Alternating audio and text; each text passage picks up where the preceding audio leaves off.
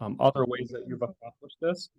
And simultaneously, please stop and at any point and ask questions, because we'll probably fly through a few things and you'll be like, wait a minute, how did you do that? How'd you orchestrate that?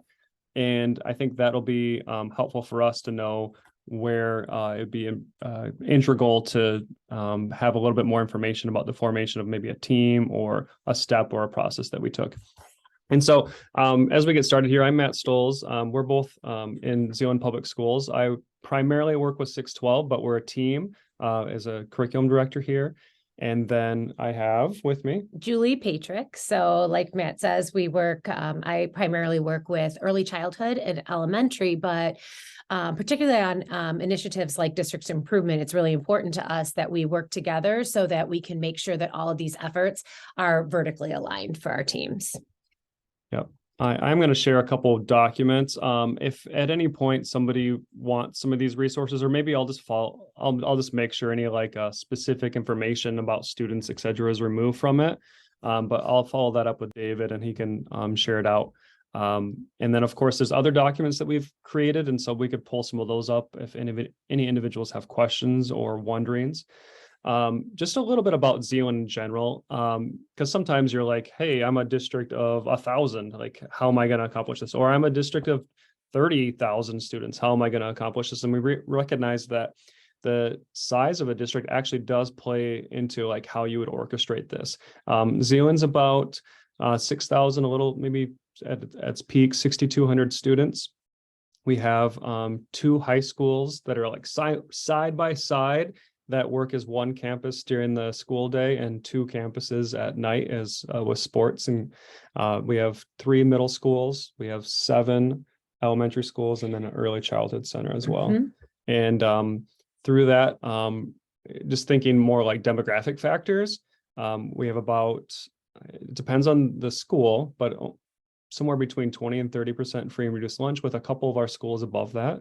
Demographic wise, with race, it's about 20% Hispanic, I'd say about 7, maybe like 65% white. And then mixed race and Black and Asian would probably be the other ones. Just, I think to some extent that context is important for individuals.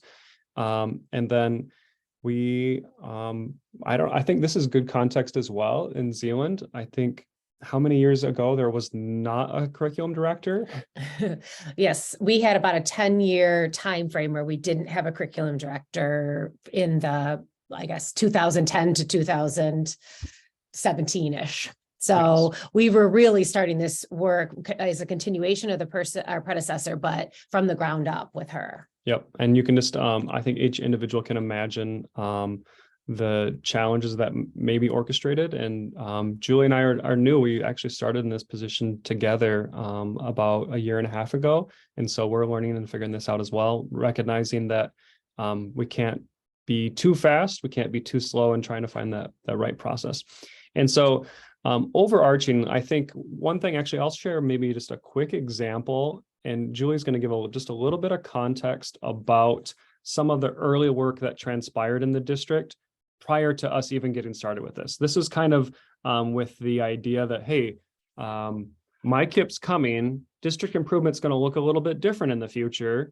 And so we worked, and I wasn't here at the time, and Julie is an instructional coach at the time, was working with Doug Greer at the ISD, and she's going to give a little bit of context about some of that pre-work that actually helped us a lot. I want to acknowledge that over the past year and a half, we didn't just figure this out all by ourselves. We had a lot of good documents and resources to help support us. Yes. So pre-pandemic, we knew some of these changes were coming with regard to district improvement. We had a preview from some of the ISD folks that we were working with of what this might look like. We knew that it was going to be flip-flopping the idea of school improvement and looking at district data as a whole first, and then drilling down to determine what the needs are at individual schools.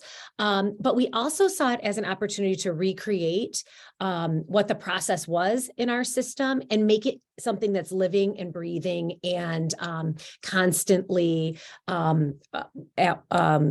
progressing in our system. And so we didn't know when we started we knew there was going to be a MICIP platform, but we didn't know what the end goal was going to be. And so we had this idea that we wanted to create an infographic that would really help all of our stakeholders understand what we were trying to accomplish. And in Zeeland, we have a little tagline called safe, valued, loved, and learning. And so this actually turned into 4 simple infographics, and you're seeing one right now, this learning, but we refer to it regularly because it sort of charts our progress over the last few years and our initial process through the MICIP steps. And so that first column shows we started out with what do we know already from looking at data? What are we doing well already in that second column to celebrate? What are some things that we already have in place?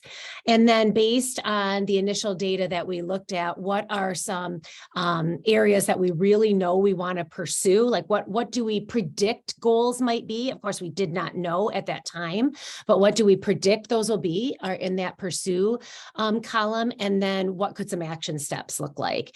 And so we started with this and got a lot of feedback from building level stakeholders, community stakeholders, our board, that then helped, once we got into the actual process, helped inform the work that we've continued to do. Yeah, and so while some of this has changed over time, just know that we sort of had that direction already, that we wanted to have an ELA goal, that we wanted to have a math goal, and then we needed a student well-being goal to some extent. We didn't really formalize exactly what that student well-being goal would be, but we had, I think that pre-direction helped us get maybe a leg up. Well, and I think one thing I would add is we knew also going into it that we were going to be going into a strategic planning process. Yes. We've heard a lot from other districts that, how do those things line up? And so that's why the safe, valued, love, and learning, we knew that was going to be part of our strategic planning. And so it was very much the intention of our superintendent that these things live hand in hand, that the district goals are side by side with academic and student well-being goals. Yep. So from there, we just wanted to step back a second and just talk a little bit about our team that we use across our district. And this does have some names on it. And so maybe just try your best to ignore those. It's not like it's a secret. They're teachers, they're not students per se. And I'll just zoom it out a little bit more. But essentially our district improvement team, being a fairly large district, at least I would consider us a large district, is big. When we have all the players there and including like instructional coaches, et cetera, it can get about 45 to 50 individuals. And so steering a group of 45 individuals to one direction can be difficult times. And we'll talk a little bit about how through the process, how we sort of broke that team apart. But we just want to talk about, generally speaking, and I guess backing up a little bit further, a part of this is actually in our teacher contract, the agreement that we have, is that each individual school will have a principal and one district improvement or school improvement member or district improvement member. And so that is a paid position. We recognize that that is absolutely a barrier for some districts, depending on the size of the district, depending on what your current contract has. I'm not sure I understand. My Siri's talking to me, but we recognize that we're beneficial to afford. It's a tiny percentage, to be honest. I think it's 1%. And so it's not like a large sum of money, but it is some form of money that we can get individuals either during the school day or after school for X number of hours throughout the year. And that helps lead our efforts. And so if you don't have that, we recognize that you have to have other mechanisms to get individuals together. We recognize, and we saw this last year, getting 40 subs across the district is like near impossible. I think all of you recognize that as well. So we had to be creative with a lot of the things that we did. And we'll talk about a few of those strategies as well. But so generally speaking, we have at least one principal and then one individual from that school as well. Often, as you can see, they're like a grade level teacher, but that's not always the case. And then from there, you'll see there's like, for example, you see second grade teacher, second grade, first, kindergarten, etc. Here's some of our high school math teacher. We also, outside of this, you can see that we recognize pretty early on, our data was telling us that our students receiving special ed services and students receiving EL services are underperforming versus their peers. And we recognize, hey, we don't even have an EL teacher at our district improvement meetings. That's a problem. So we added an EL teacher. likewise, we didn't have an ECC, early childhood individual there. So we were like, nope, we need to bring a representative from there as well. I think we had a special ed teacher, but we've altered the team slightly to adhere that. And then likewise, we've invited our instructional coaches. Unfortunately, there are some people, unfortunately, that aren't within the contract that we invite, and we just try to utilize some of our curriculum dollars to FSOP that. So for example, as our student wellness goal is launching off, a team of our school psychs and social workers like, hey, do you realize there's nobody on the team that represents that group? It'd be nice to have somebody there. And so we've tried our best to, as holistic as possible, get good representation across the district. Simultaneously, and we'll talk about this when we talk about ELA as well, we found that there's certain points when we got through the goal development, we're like, wait a minute, we don't have any secondary EL teachers or ELA teachers here. Pause. And so we had to do a special meeting, invite them in. And so some of the work, not all of the work transpired during our district improvement time. Some of it was just Julie and myself working together, us working with small teams of teachers, and or specialized groups to help refine and develop goals over time.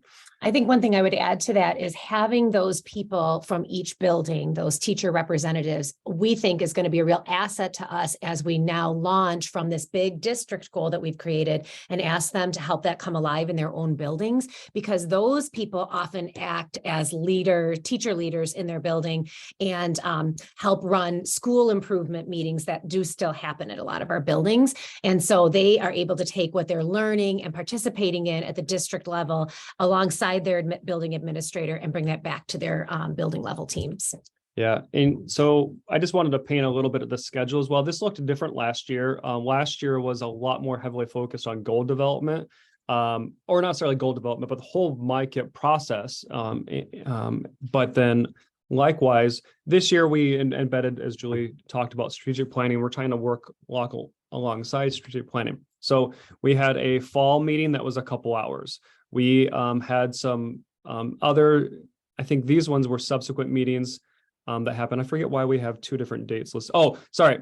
Actually, Julie helped do this. One thing that we actually tried to do is we tried to make it so that district improvement meetings fell before school improvement meetings, which fell before building PD meetings. And that was like, I think Julie's brainchild is like seeing that disconnect in this, and maybe some from principal feedback is like, hey, if we can work on school improvement prior to building PD, that can help, and each one can help inform each other. And so really it's this far left, that's our district improvement meetings. We had this one session here. We had, you can see it's only a 2.5 hour meeting. It had to be like really efficient and fast. Right now we're actually doing some of this work as well. Actually, sorry, this next one right here, this Tuesday, no, this one, right, this individual goal. Now, here it is, this last one here. This is what we're doing right now. I'm highlighting right now, is we're actually bopping around to each school and having a connection about like, how is this goal living out within your building? And we'll talk more about that in a second. And so this just talks a little bit about, you can see there's 1, 2, 3, 4, 5, 6, 7 total meetings that we had with them or planned throughout this year. And that was pretty similar to what we had last year. Sorry, it took me a little while to remember how we sort of set up this calendar here. Before we jump into more about actual goal development, data dig, etc., is there any questions out there about just like formation of a team, how we're able to get a team together, and or just about sort of that early information around goal development? Here's what I found. Oh, Siri has a question. I know Siri has a lot of questions. One thing I would add to this is I think when you were highlighting this guy, you have to. Oh yeah, this one. This was because we're Thank you. going to launch into what our goals actually look like. So we, like Matt said, we have this really large team with lots of different backgrounds and expertise. And so when it came time to actually develop the goals, and we'd made it through as a larger team, the data parts of the MICIP process, but it was time to actually lay something out. We divided that bigger 40 40+ person team into 3 focus groups. One focused on our math goal, one focused on our ELA goal, one focused on our student well-being goal. And again, bringing in additional expertise if we needed, but then we had release time to really help them unpack what would be strategies and activities to support this work moving forward. Yes. And so that we did, and we found that that was much more successful in a smaller setting to actually get some, I guess, real work done, right? You know, less theory per se and more like actual work, tangible work done. Jumping into, eventually we're going to like land into like where our goals look like today, what those activities look like today. But I just wanted to talk a little bit about what was that actual development process, and goal development is probably the wrong terminology. Because it wasn't just goal development, it was like data dig, etc. And so here's just one example. And I could certainly, my computer keeps freezing. I hope it's not freezing for on your end as well. I think all of you would be familiar with sort of this format, this template that exists. I'm sure Dave and Mike have already talked about this several times. Some of you have probably already utilized it. This was a good backbone for us. We've actually changed it slightly, and I'll give an example of that later on. Actually, this one might be the one that did change slightly. Oh, this did. Which one do you want to work with? This way. Okay, that's fine. So actually, we'll talk about how we adjusted the template to sort of meet our needs a little bit. And this was not just our own intuition. Dr. Greer sort of helped challenge us to rethink using MICIP. You know, ultimately, a lot of the work that we try to do lives outside of the MICIP platform. That's just kind of our storage unit for our goals. That's where we'll monitor it, etc. But the real work is the work that you're doing with your teams. And so we try to make this our own as much as possible. But essentially, you know, area of inquiry we talked about, this was already kind of established for us. We knew we needed an ELA goal. Like that was clear as day. And the nice thing about this, math is a different story, but we had pretty good data around ELA across our district, admittedly different at different levels. But this was our goal here, is continued growth and development around ELA. And so essentially what we did is we pulled as much data as we could right here. It's linked within here. There's a preponderance of data out there. And this is sort of how, like, one mechanism that we made it our own. We use this collaborative learning cycle to think about, okay, what is that data going to potentially tell us, and make some predictions, some themes. And then actually that was more so with this next part. What are the things that we notice? And then what are the inferences that we can make? We'll dig in a little bit deeper about that. But you can see here, I think it's super tiny, but we broke our team into smaller groups where they made those, like, we basically just put all of this data in front of them and challenged them to look at it. Say, like, before you even dive in, before you jump in, what are you going to predict? Like, what do you think you'll see? And of course, to some extent, that might have an individual hyper focus on that and looking for that specific thing. But you can imagine a lot of individuals were also spot on with what was within that data. We were pretty strategic about forming the groups, making sure that they were representation from different buildings with different demographics and different grade bands as well, so that they could really see, you know, especially our classroom teachers can get hyper focused on, this is what I do at this grade level, but really understanding, you know, what is the experience of a through our ELA program, K-12, pre-K-12. Yeah. With that second part, that notice part, we really tried to make it like, to take your bias out of it as much as you feasibly can, and try to actually just write down things you actually see. So it's not, I'm not making any assumptions about what it means. It's just like, I noticed this group of students performed here versus their peers. It was just explicit, kind of like factual information that existed within the data, trying to not do any inferences yet. And as you can imagine, that's difficult, but our teams, as you can see, were able to do that, largely looking at that data. And then lastly, all those sticky notes are captured under here. Yeah, you can see we basically did those 4 teams, and then we formalized it. It's really tiny for all of you. We put all of that on one piece of paper, and we really started then developing themes that existed here. And so you can see, for prediction wise, like we were able to come up with, like, here's overall what individuals would predict. You can imagine a lot of this was COVID related, right? Some predictions around that. Here's what we noticed. We also, you can see here, it says feedback from ELA department chairs. This is at one point where we're going, ooh, do we have the right people here?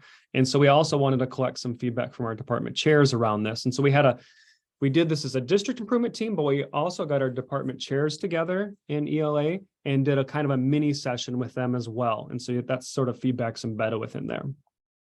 Here are some of the inferences that were pulled out, and then, where eventually then we landed on those inferences. And so that tells us, that helps lead into sort of the gap analysis, some of the eventual work. And this kind of really it was just a good conversation to know, like, where are we at? What's the baseline for each of these things? From there, the initial, and we might have done part of this out of order, to be honest. I think we might have done this one sooner, is kind of like, what's the current state? What are we doing? What does our programming look like around ELA at the early elementary, K-5, middle school, high school level? And so we did break this down by those grade level teams because they have that expertise for like what's actually happening there. And so this is basically just a current state. What do we have? What was going on? And you can see we talked about all the variety of interventions and supports and strategies, activities, et cetera, that we're utilizing in the elementary space. Some of those are things that we've done for years. Some of them we started with in the last couple of years, et cetera. And then middle school, you can imagine that unfortunately gets a little bit smaller. It's kind of like an upside down pyramid to some extent, as we get higher and higher. But we, again, tried to talk about all the different things that we have that impacts ELA. And then high school, we did the exact same thing. And there was definitely some similarities with middle school and high school. And so those ended up being merged together. So that was just our current state. Where are we at? What are we doing? What's working well? What's maybe not? What needs some enhancement, et cetera. And from there, I guess another thing that we found, and I don't know if this is good or bad, and each of you might have a different thought around this. For some of this work is, and I want to acknowledge we had the absolute luxury of having both of us. Not everybody has like a thought partner. Is we would take and succinct this information, and then we might actually, and I don't remember if we did this for gap statement, but I think we started deriving one together, or we had like a baseline or something for individuals the next time we got them together to look at, so that when we didn't have 45 people together to go, just, hey, go out there and start and derive something and put it together. We recognized we had fairly limited time. And so when possible and when feasible, we tried to take a stab at something and give somebody a draft so that they could give feedback on that.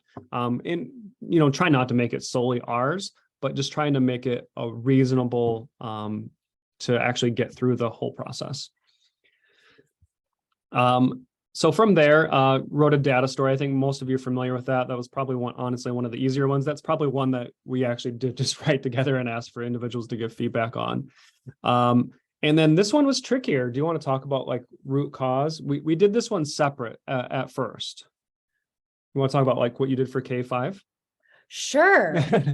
Yes. So we were taking what our findings were, and basically what our groups were noticing was that we had specific subgroups who just are not making gains over time. And so we really started to drill down into what could be the reason for that. Is it that our service providers are using different materials? Is it that our interventions aren't lining up? Is it that our teachers need more time to coordinate what the services look like?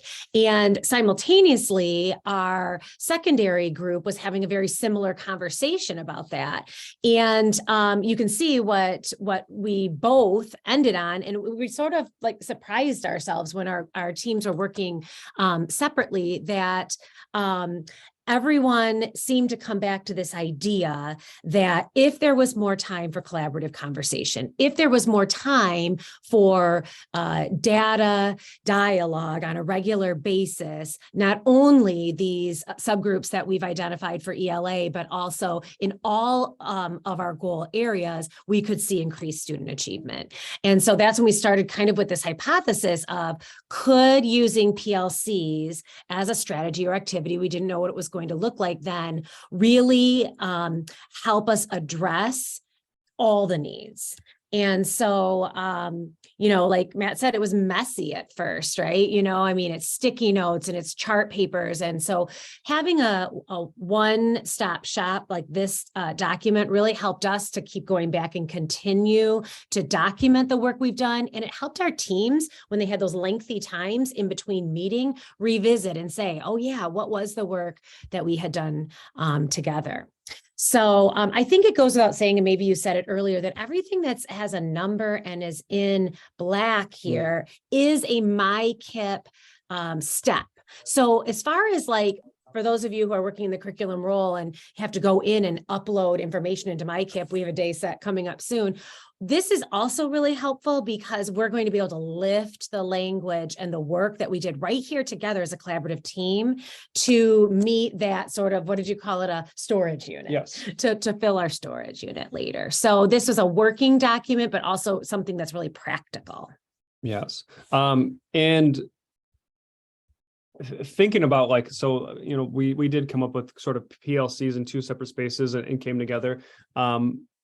I think and you can see that we use sort of the root cause analogy. You can use fishbone. I don't think that's limited to those two different strategies for looking at root causes either. But this was tricky. I just want to acknowledge that like this didn't like poof, like this wasn't like a 10-minute activity. Like this was like some brain struggle to get there with groups. And so I want to acknowledge that it took time to get here. It wasn't just one session. And I think Julie talked about it, like this, having this stored document was helpful. Oftentimes, one of the first activities that we did is we had individuals, okay, start at the top and reread through where we were. Because 2 months since we met before, we wanted to really recenter and reframe those individuals so that they like, okay, I remember sort of the things that we were working on. I remember where we're at. This document really helped ensure that the work moved forward because people could remember like, oh, here's where we've been and where we're going. So from there, started working on challenge statements. And this is like if we can do this, if we can do this, if we can do this, then what?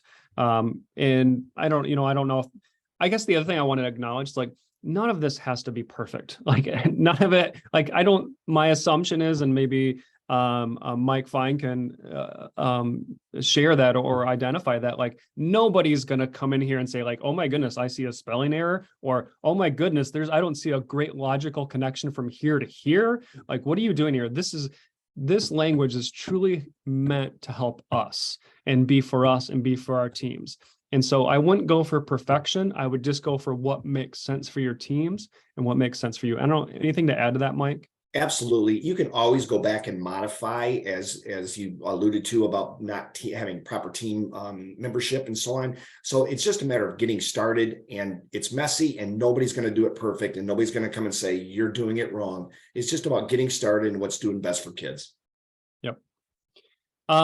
So this one was, I think, challenging initially, and we needed a thought partner for this. So I guess the other thing that I wanted to call out here is it wasn't just Julie and I going like forging ahead, like we got it all figured out. We called Mike, we called Dr. Greer at the ISD and said like, hey, sit with us for a few minutes, help brainstorm with us. We've consulted with our other local curriculum directors to see like, what are you doing here? How are you orchestrating this? It's if you're trying to do this work alone, it's gonna feel lonely. And so I would leverage the people around you. So for defining a measurable goal, one thing that we do and we share a lot within our ISD is something is one growth measure that Dr. Greer has worked on. And does it have the right one in there? No. I'm going to go to this one. Okay, perfect.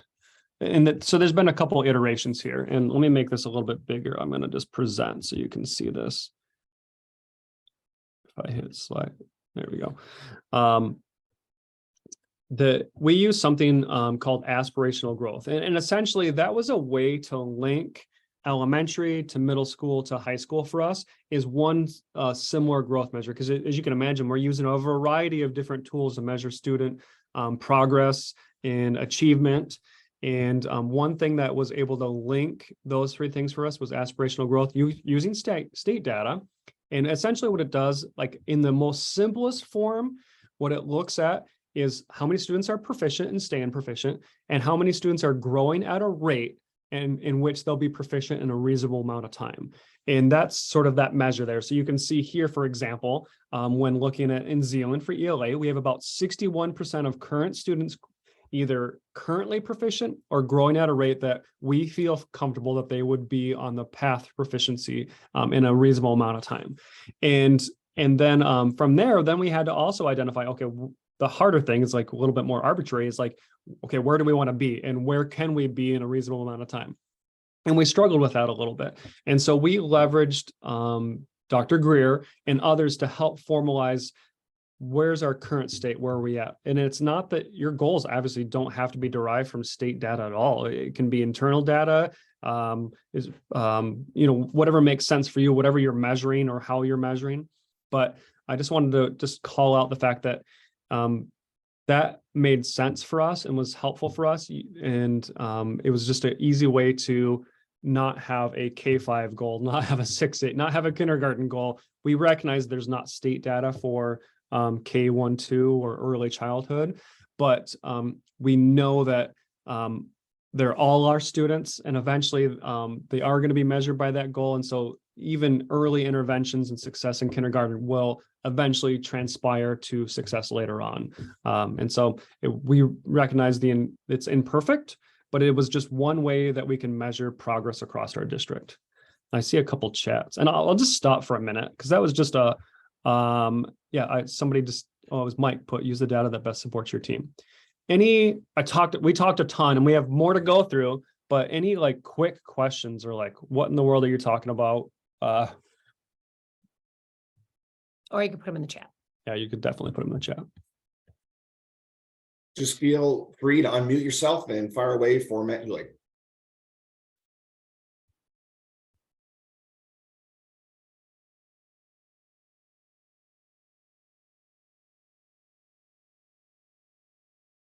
Oh, I thought there was one coming. This is the appropriate wait time. Okay. So we'll jump sort of in the next part. I'm going to go back to that document for a second. It'll be this guy. Again, these didn't end up being what our goal was. So we need to adjust this essentially, but and I guess this is another one. We sort of talked about it with our team. Julie and I drafted a sample of what it could be, and then we got it in front of our team to give feedback on. So that wasn't just one writing session as well. That was an iterative process as well that eventually got us to something that we all felt comfortable as a team, that was reasonable, actionable, something that we could track over time, et cetera.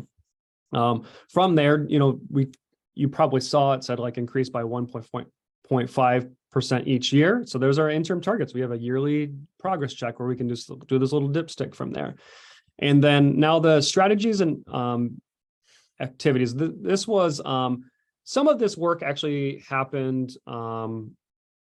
It was based on some of the stuff that we were already doing. So for example, PLC was something we've already invested our time in. But likewise, it was kind of, a lot of this was through just dialogue with the right team to identify like what are the things that we should either be doing better or be focusing on more, or maybe what are some things that we should start doing. So it's kind of that like stop doing, keep doing, start doing sort of strategy that helped get us here. These, you'll see those in a second, like where we landed on in sort of a process that we did. We had individuals just do like a one-word summary. I like to summarize the themes from that conversation. As you can imagine, you could come up with 75 different strategies that we should be focused on. And so the hard thing was condensing that down. One thing that we tried to do is make it as simple as possible. Like we recognize the bigger you make it, the more activities you make it, the crappier it's going to be in the long run. So we tried to make it small and actionable and simple. And I don't know how well we did with that, but we tried to do that. And so I'm going to jump now to actually, we talked a little bit about like a goal. So let's jump to the ELA one, for example. One thing, we got individuals in a group and we did this separate. We did an ELA, math, and student well-being. And we really got those teams thinking about, actually, I think what we this was Julia's idea. We actually pulled all of the strategies out of MICIP, not all, but all relevant strategies to MICIP tied to ELA, tied to math, et cetera, and kind of gave them just a stack of cards. And we had them identify like which ones are the most meaningful out of there that connect to the work that we should be doing. So we gave them this sort of menu of options that were reasonable. And we had teams just tackle with like what strategy makes the most sense, or strategies make the most sense, which activity or activities make the most sense. It was kind of this card sort activity. Yeah, and in the activities, we pulled lots of information from the document that you were just sharing. So that one word summary part, the times when we were doing the gap analysis, like you can see this one on here. This was one of our inferences, our hypotheses about providing time and space for the coordination of student services. So we took lifted right from that working document, lots of the ideas for activities that were that had come up through our process. And we put them through a sorting challenge. So the strategy cards that came right from MICIP were one color. And then all of these activities that they had mentioned and thought would be beneficial throughout this whole work were a different color. And so we asked them as groups, small groups, and again, mixing up so that different expertise were in the group, sort those and say, in your ideal world, what would be the strategies? And the parameters were 1 to 3. And underneath that, what might be the activities? Again, the parameters 1 to 3. And so they did that. They like legit sorted them on cards on their table. And then we asked them to walk around and look at each other's and notice the similarities and differences. And the number one similarity that came up, we couldn't have designed it better ourselves, was that everyone had put PLC as their top strategy.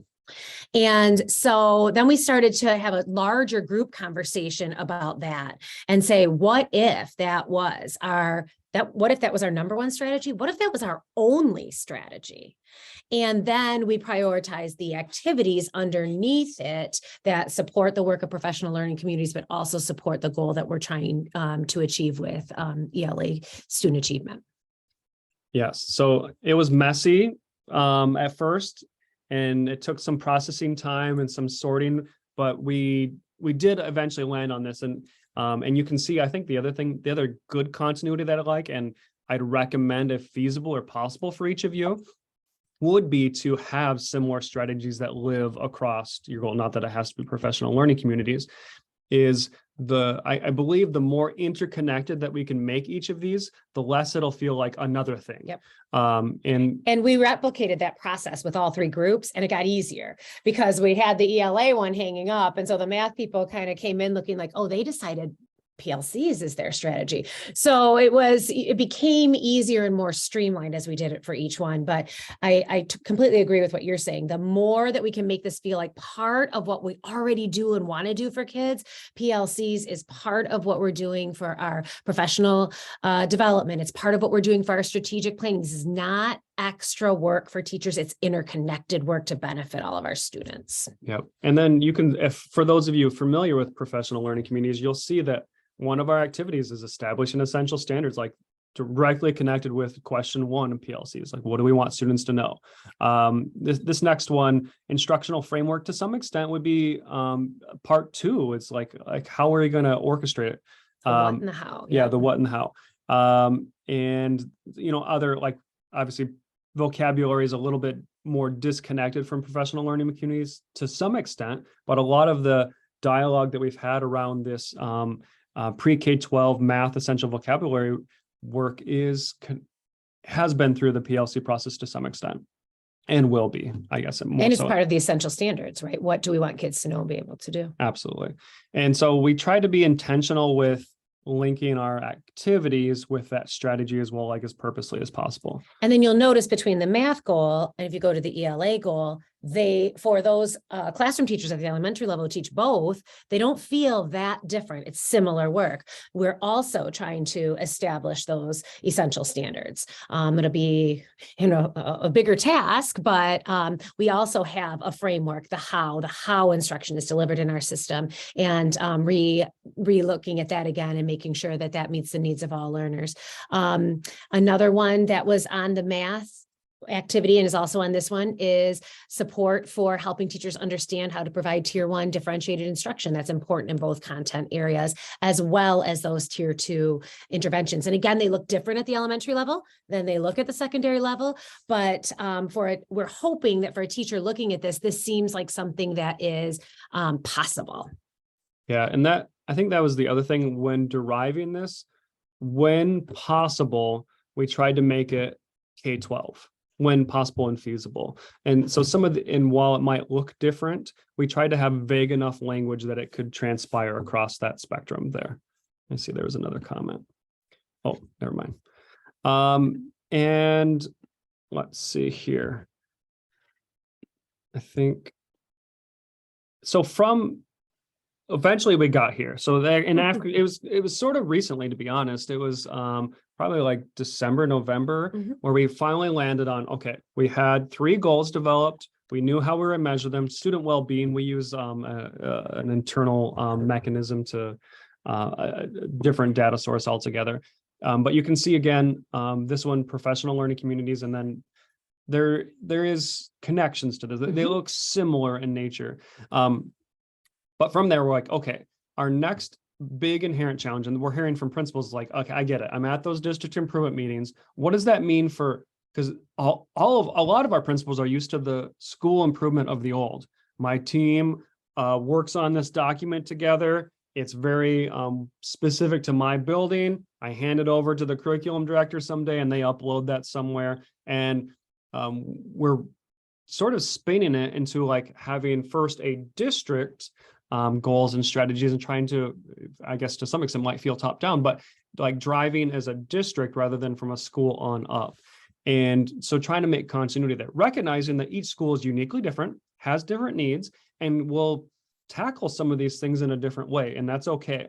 And so our most recent meetings with our teams has been sharing these 3 goals and saying, okay, looking at, you're not going to do all of these at once. Some of these things, for example, let me go back to our math goal, identifying essential standards. We've kind of decided that needs to be done as a district level. That's like the 5th grade team, not just in one building, but across the district needs to work together to work on this together.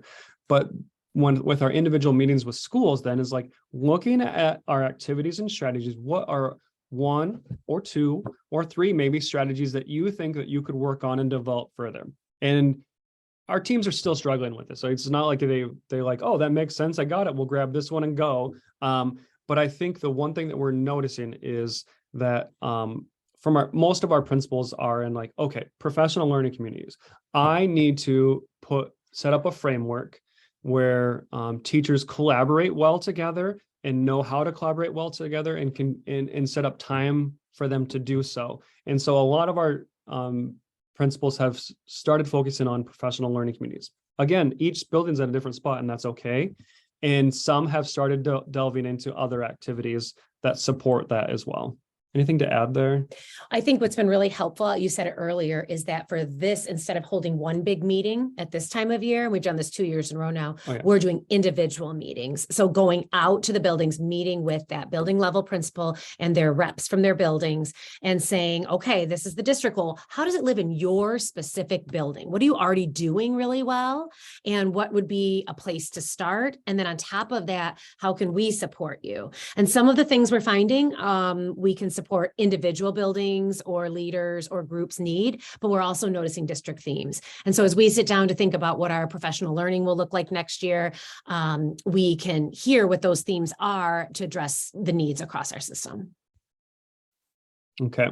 So that's really kind of where we are in a nutshell of where we stand today, recognizing our absolute inherent challenge now is making this come alive in our buildings and monitoring the progress of these at first.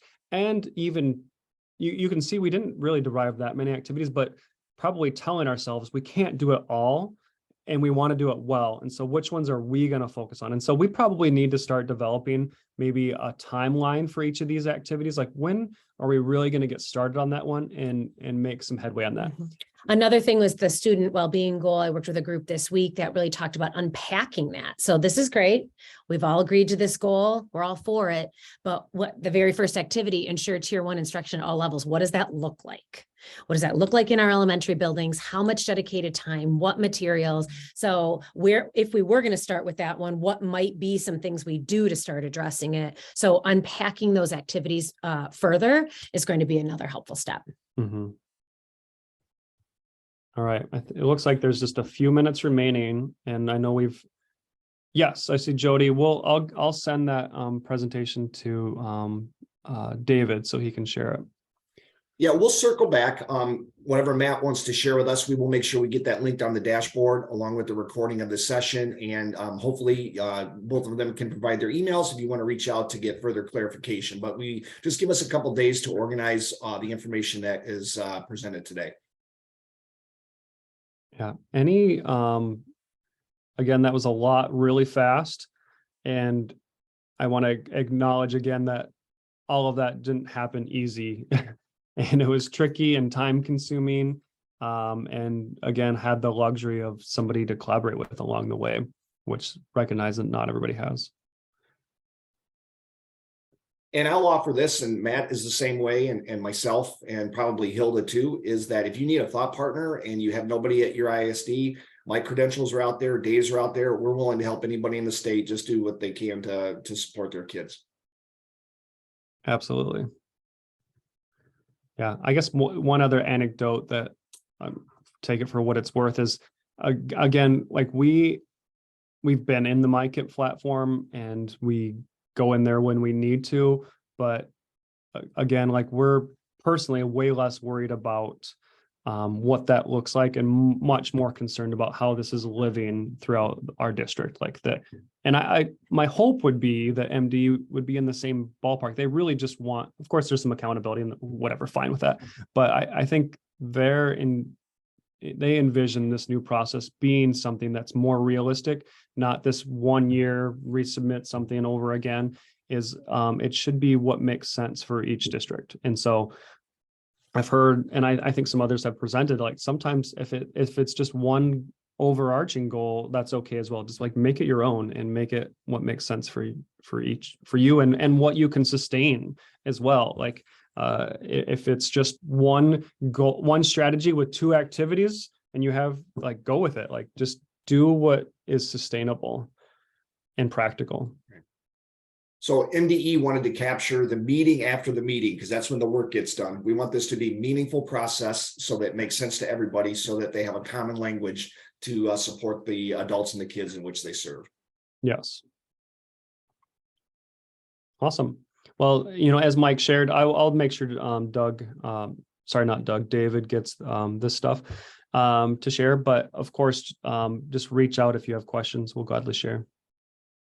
Thanks for letting us talk about our favorite topic. Okay, at this time, I'm going to go ahead and stop the recording and go ahead and we're going to take a 15-minute break, but I would suggest going back to the main room and then the clock will start from there. So thanks, everybody. And thank you from Zeeland. Certainly appreciate your insight and being vulnerable and sharing that information with everybody in the room today. You bet.